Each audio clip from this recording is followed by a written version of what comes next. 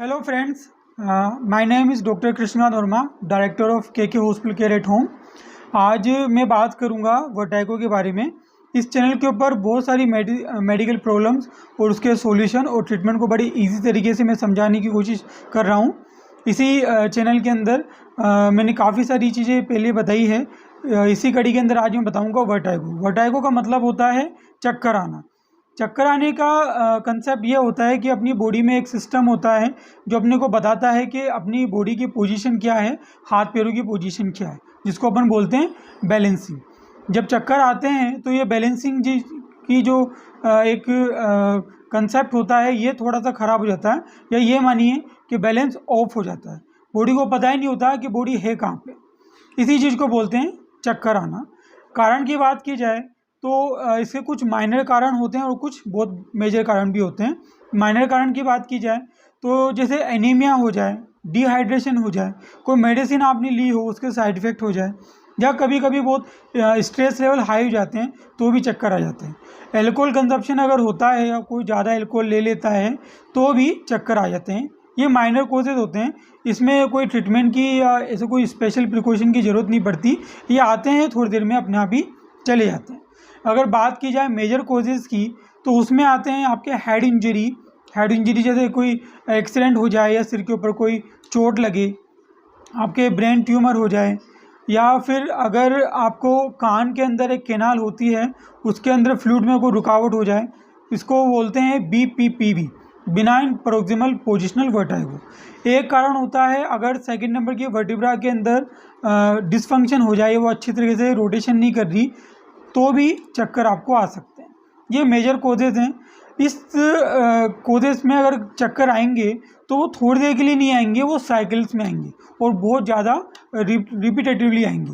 मतलब कि एक दिन में आपको 4 बार 6 बार या 10 बार भी चक्कर आ सकता है। कई बार ऐसा भी होता है कि सीवियरिटी बहुत ज़्यादा हो जाती है तो चक्कर का जो ये फेज़ है ये काफ़ी लंबा चलता है, मतलब कि घंटों तक पेशेंट को चक्कर ही आते रहते हैं, वो कंट्रोल में आ ही नहीं पाता।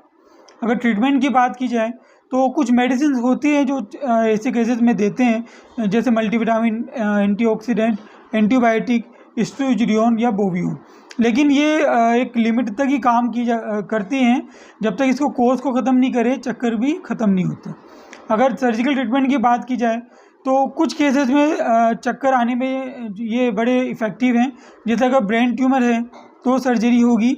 अगर कोई चोट लगी है और ब्लड का थक्का अंदर बन गया है या डिपॉजिट हो गया है ब्लड, जिसको मेडिकली हीमेटोमा बोलते हैं, उसको रिलीज़ करने से भी चक्कर ख़त्म हो सकते हैं। एक जो तीसरी और चौथी प्रॉब्लम मैंने बोली कि अगर सर्वाइकल की प्रॉब्लम की वजह से चक्कर आ रहे हैं या कान के जो फ्लूइड है इसमें अगर रुकावट आ रही है तो चक्कर आते हैं, उसके लिए स्पेशल ट्रीटमेंट होता है। तो मैं थोड़ा सा बताना चाहूँगा कि BPPV क्या होती है। ये एक कंडीशन होती है जिसमें कान के अंदर इंटरनल कैनाल होती है जिसमें फ्लूइड होता है, तो कैल्शियम डिपॉजिट होकर इस फ्लूइड को रोक देता है या इसके फ्लो को रोक देता है। इसका ये जो कैनाल का जो फ्लूइड होता है ये बैलेंसिंग का काम करता है। तो जब बैलेंसिंग का ये जो फ्लूइड है वो रुकता है तो चक्कर आने लग जाते हैं। सेकेंड प्रॉब्लम है वो है C0C1 डिसफंक्शन।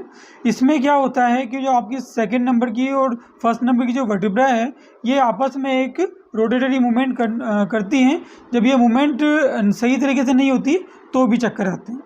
सिम्टम की बात की जाए तो चक्कर के अंदर 3-4 चीज़ें मेनली आती हैं। टिल्टिंग होगी, बॉडी आगे पीछे जाएगी, स्वेइंग होगी, बॉडी राइट लेफ्ट में जाएगी, और स्पिनिंग होगी, बॉडी यूँ गोल गोल घूमेगी।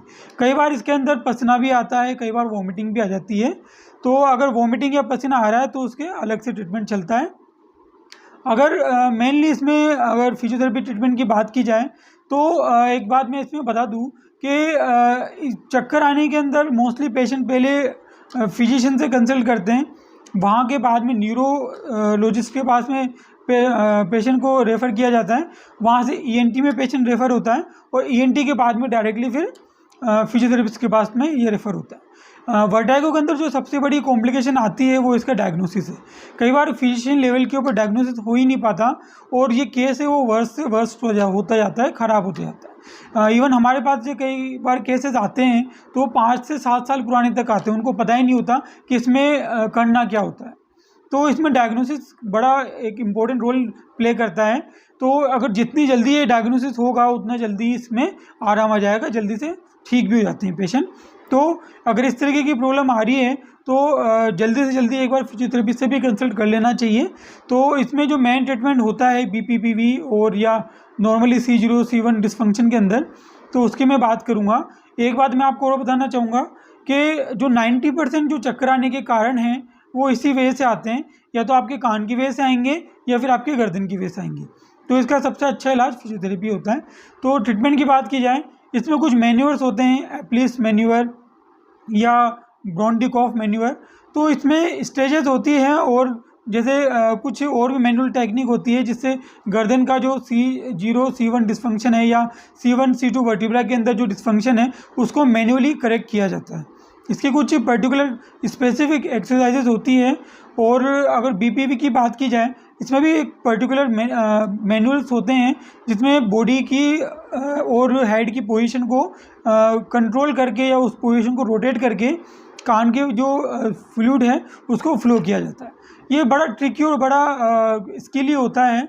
कई बार पेशेंट यूट्यूब पे या इंटरनेट पे देख के इसको करने की कोशिश करते हैं, तो मैं एडवाइस करूँगा कि ऐसा बिल्कुल भी नहीं करें, क्योंकि ये जो ट्रीटमेंट है और ये जो मैनुअल थेरेपी है या ये जो मैनुअल्स हैं ये according to person according to situation किया जाता है। ऐसा बिल्कुल भी नहीं होता कि एक मैन्यूअर को या एक तरीके के एक्सरसाइज को सब या पेशेंट में या सारी तरीके के प्रॉब्लम के अंदर यूज़ किया जाता है। बिल्कुल अलग पेशेंट के ऊपर अलग तरीके की एक्सरसाइज की जाती है according to critically, according to severity. तो ऐसा बिल्कुल भी नहीं करें। यहाँ पे जो मैं बताना चाह रहा हूँ ये है कि वर्टिगो का ट्रीटमेंट बिल्कुल पॉसिबल है और 100% पॉसिबल है, लेकिन उसके लिए आपको स्पेशलिस्ट की ज़रूरत पड़ेगी। तो कभी भी वर्टिगो का ट्रीटमेंट आपको लेना हो, स्पेशलिस्ट से कंसल्ट कीजिए। वो आपको पर्टिकुलर एक्सरसाइजेस करवाएंगे, मैनुअल थेरेपी देंगे और वो आपको सिखाएंगे भी। आफ्टर 4 और 5 सेशन के ऊपर पेशेंट को ये चीज़ें सिखा दी जाती है। सिखाने के बाद में पेशेंट इसको कंटिन्यू करेंगे तो ये प्रॉब्लम हमेशा के लिए ख़त्म हो जाती है।